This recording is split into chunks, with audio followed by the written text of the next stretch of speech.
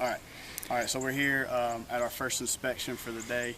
I already talked to the homeowner. He said it's cool if we video and everything. So we actually have already done the interior just because I wanted to get that in the video for you guys first. But typically what I would do is I would take a picture of the front of the house. Like we're standing here by the road, so you want to get a picture of the front of the house for your inspection first, and then I would typically go knock on the door and do the interior. But we've already done the interior, so what we're going to do, say you're just needing to do an exterior inspection, you want to get a picture of all sides of the house, but also at the same time you want to basically scan from one side to the other.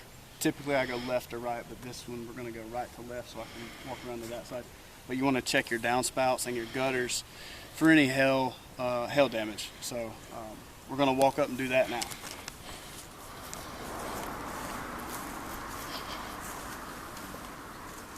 All right, so you're checking them.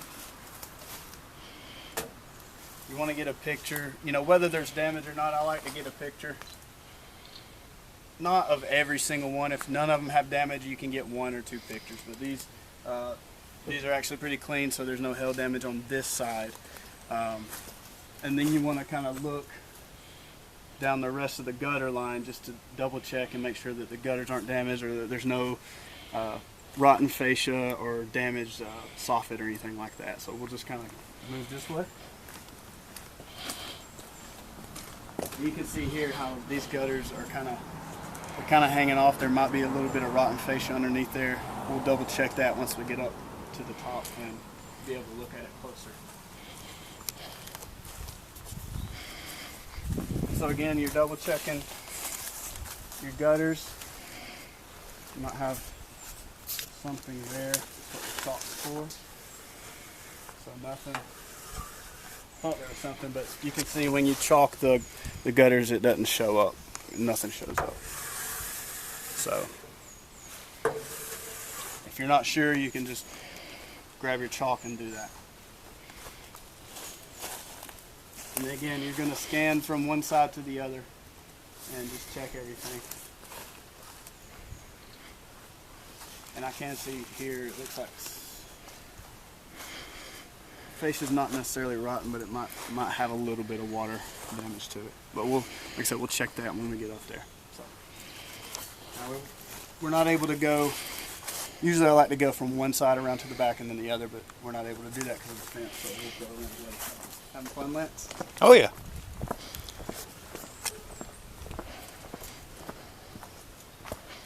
All right, so same thing, picture, and then of course check everything. Say you have a big hailstorm or something like that, then your garage doors, all the soft metals, even possibly the siding is going to have hail damage to it. So we haven't really had in Georgia, Alabama. It's 2020 right now. We really haven't had a good hailstorm in a while. So, but you still want to double check everything. These garage doors look good. This, everything looks pretty good as far as hail damage goes. So again, we're double checking the downspouts, and then we're going to move around to the back. But first, me and Lance are going to go get our ladder and everything and set up. So you can. All right. You recording? Mm-hmm. All right. So now we're around back. Obviously, you just want to get a good picture of the back to show everything. And if you notice, this portion right here where it's coming off of the main slope is where the leak was. Typically if you have a leak at a transition point like that, it's usually not necessarily due to storm damage. It's due to the flashing or the way the shingles might have been installed or something like that. These shingles look to be a little bit older, so he may have some wind damage up there. I doubt there's really any hail because we didn't find a whole lot of hail damage we didn't find any as far as on the downspouts. That's not to say that there isn't any, but that's what we're here for. We're going to look and see if there's any hail damage, any wind damage. These are 20-year 3-tabs, so typically they have wind damage long before the 30-year shingles will. So what we're going to do is get up there and inspect the roof. And I'm not going to get, Lance isn't going to get up on the roof because it's kind of steep and high, and he doesn't have cougar paws, so I'll get up there and I'll use a selfie stick, and we'll just kind of go from there. So, okay. All right, one other thing, guys, is besides the downspouts and the soft metals that are on the roof, when you're looking for hail damage, a lot of times little spatter marks will show up on the deck. But I was looking for, I didn't see it until just now, the AC unit right there. They'll show up on, if your AC unit's metal, spatter marks will show up on that, and so you can check all that out.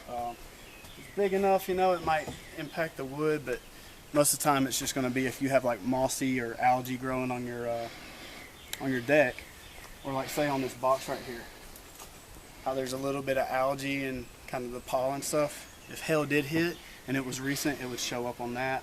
It would show up on like your meters, power meters on the side of the house and stuff like that. So you just want to double check everything and make sure you're getting a good list, I guess, of all the collateral damage. So obviously there hasn't been any collateral damage so far on this roof or on this house, but I haven't got on the roof yet, so we'll see then. Yep, I'm going. All right, guys, so on the front of this house, I did mention that the gutters look like they were hanging a little bit, and maybe there might be something with the fascia there. On this is on the back side. You can definitely see the soffit where it's got some rot, and then the fascia is going to have some rot too. Now, most insurance policies are not going to cover that. That's considered a maintenance issue. But I'm going to measure that and then inform the homeowner when I debrief him that, hey, you've got 15 foot or whatever that is of soffit and fascia damage that's going to need to be replaced. And then of course we'll look on the front too. So, all right, got the tripod set up. Wanted to just kind of show you guys this portion of an inspection and what you want to do. Obviously you want to be careful. You're up here at the eave. Safety is always your first priority. Just put my camera right there. So this is where your shingle gauge comes in handy, and this is a 20-year 3-tab. Trying to make sure you guys can kind of see it.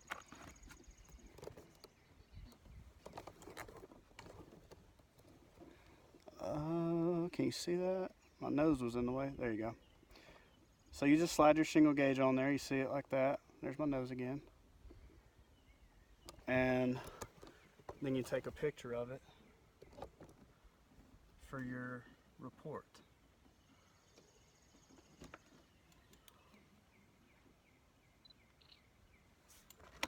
And this is another reason the little holder I have for my, couldn't see it in the video there, but my tape measure, it comes in handy because I've got a little carabiner on it, and I just snap my my shingle gauge right on there. So another thing you want to check for while you're here is drip edge, and it looks like this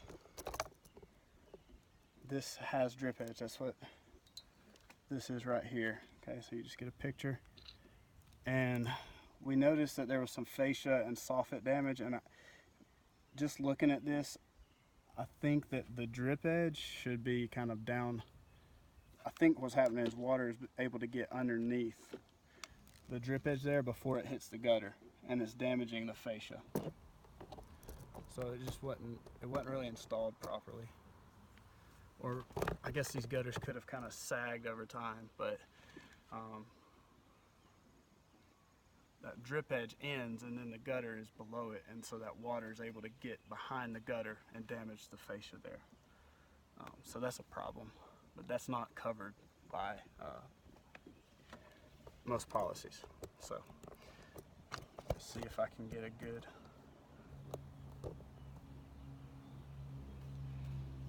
So you never want to stand above the eave when you're getting off your ladder. You always want to stand below the gutter or rake and then you just step onto the roof and push off, and then you're good. Hey guys, thank you so much for watching this episode part 1 of how to do an inspection if you are babysitting your son and he's crying. If you're a property adjuster or ladder assist. So I hope you found this video valuable and useful, and yeah, I just hope it helps you understand, maybe if you're a new property adjuster or you're a new ladder assist or you're just looking to get into the industry. I hope it helps you, at least helps give you an idea of the ground inspection aspect or the ground portion of an inspection. So as you can see, you're outside. You don't have somebody looking over your shoulder. It's pretty awesome if you're a self-starter. He's messing with the cat. It's good if you're a self-starter. You don't, you're one of those guys who don't need, or gals who don't need somebody looking over your shoulder. So I appreciate you watching. Click the like button, subscribe, and just stay tuned for more videos. Appreciate it, guys.